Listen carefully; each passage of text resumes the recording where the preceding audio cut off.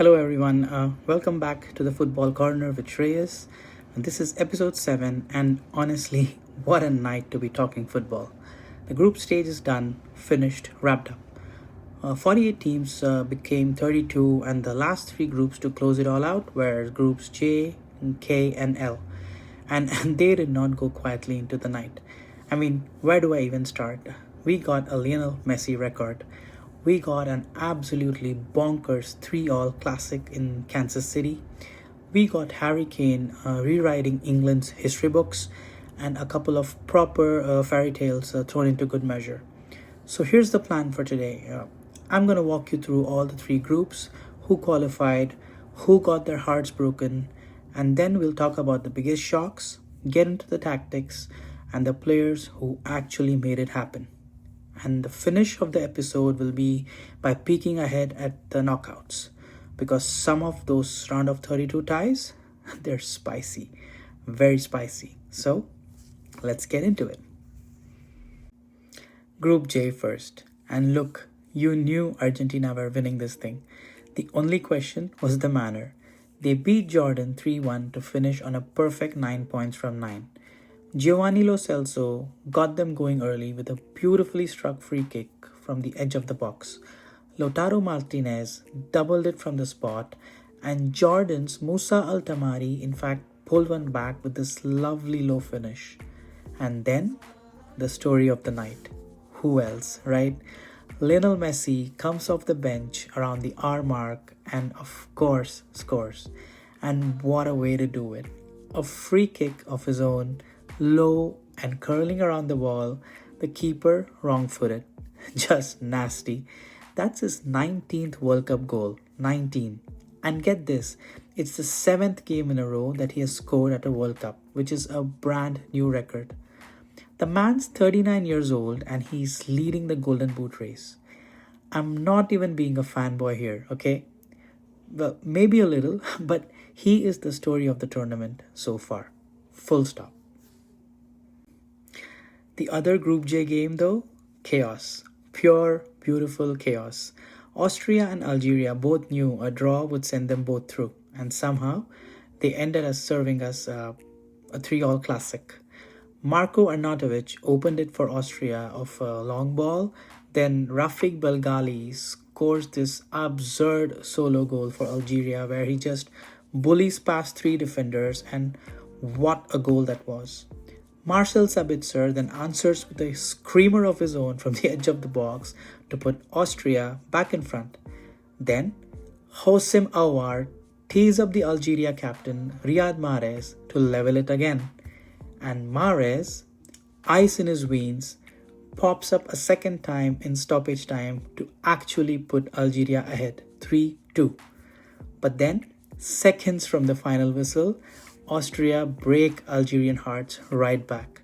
Substitute Sasha Koliezic rises to head home deep into stoppage time to make it 3 apiece. So, Austria sneak in second on goal difference.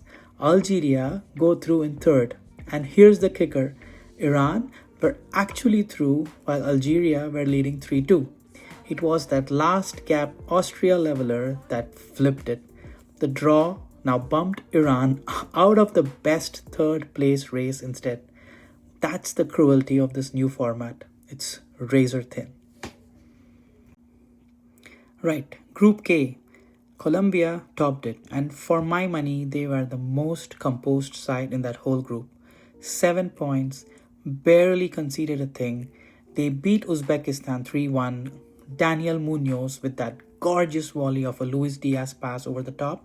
And then they edged DR Congo 1-0 as well.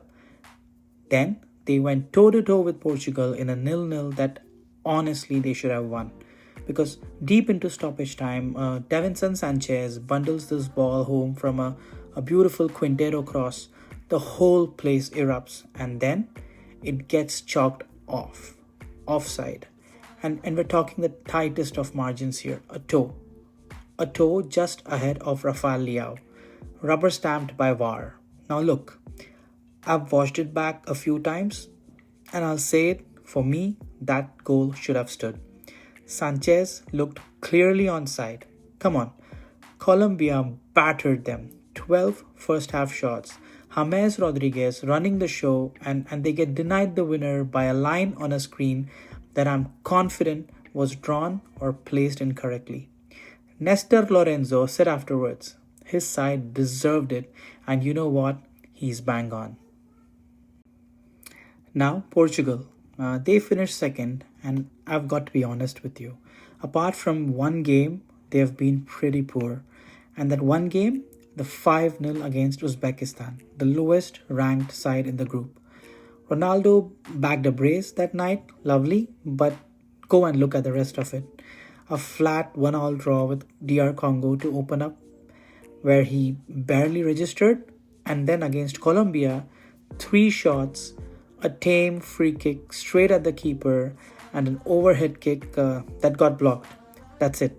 For a side with that much midfield quality, Vitinha, Bruno Fernandes, João Neves, to lean this heavily on a 41-year-old who only turns up against the group's bottom seeds, that should worry them. Second's fine on paper, but they will need to switch it on fast.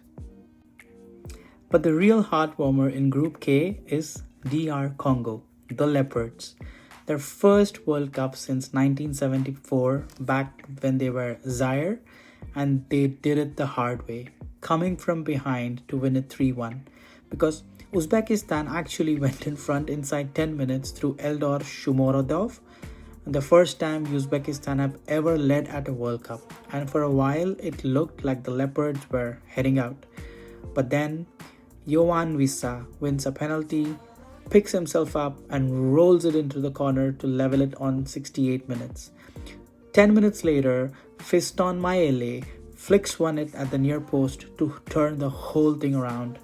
And then finally, Wissa seals it in stoppage time, cuts in from the left and fires a low one into the far corner. Comeback complete. And they are into the round of 32 for the first time ever. Loved that.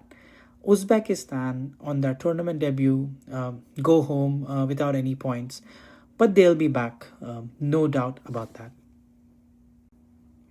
On to Group L now, and this one was for England to win, and they did it, 2-0 over Panama.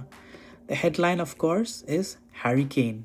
He bagged his 11th World Cup goal to go past Gary Lineker as England's all-time top scorer at World Cups.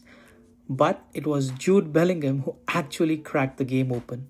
England had been frustrated by a stubborn deep Panama for more than an hour, until just after the hour mark, Bellingham swept home from Bukayo Saka's corner with his left foot to break the deadlock. And 5 minutes later, he turned provider, floated across in from the left that Kane met with a header across the keeper for that record. 2-0, job done. England finished top on 7 points. Croatia took second, and you've got to admire the resilience there. They opened this tournament getting beaten 4-2 by England. Absolutely wild game that, and a lot of people wrote them off straight away. Then they just ground it out. A battling 1-0 win over Panama, then a proper final day scrap with Ghana. Petar Sucic lit it up first, an absolute rocket from 25 yards, teed up by Kovacic, arrowed into the bottom corner. Ghana hit straight back through Derek Lucasen, who volleyed home after a 4-minute VAR check. But then, up popped the old Warhouse. Modric swings in a corner on 83 minutes, and Nikola Vlasic glances it in off the inside of the post for the winner. And get this, at 40, Modric is now the oldest player ever to register a World Cup assist, still conducting the whole orchestra from midfield. Ghana lost it, but did enough across the group to go through as one of the best third-placed teams. So, West Africa's got 2 of the last 32 with them, and DR Congo. Panama, sadly, finished rock bottom with nothing to show for it. Finally, to summarize, for me, tactically, 2 sides really stood out. Argentina are just on another frequency. Scaloni rotates, rests legs, and they win anyway. because Messi drops deep as a free creator and everything runs through him. And Colombia were the surprise package for me. Luis Diaz stretching the width, Munoz flying forward from fullback, James Rodriguez setting the tempo, and a backline that simply would not crack. The other theme was the veterans, and it cuts both ways. Modric is still running a midfield single handed. Mahrez still decisive in the big moments. But Ronaldo? He is the cautionary tale. Strip out the minnows, and he's been a passenger. Drifting offside, barely touching the game, waiting on the shoulder for a tap in that mostly never arrived. Some of these old heads still bend a match to their will. He doesn't anymore. Right. Now the knockouts, and there's plenty to chew on. Argentina get Cape Verde in Miami, a gimme on paper, but a gorgeous story.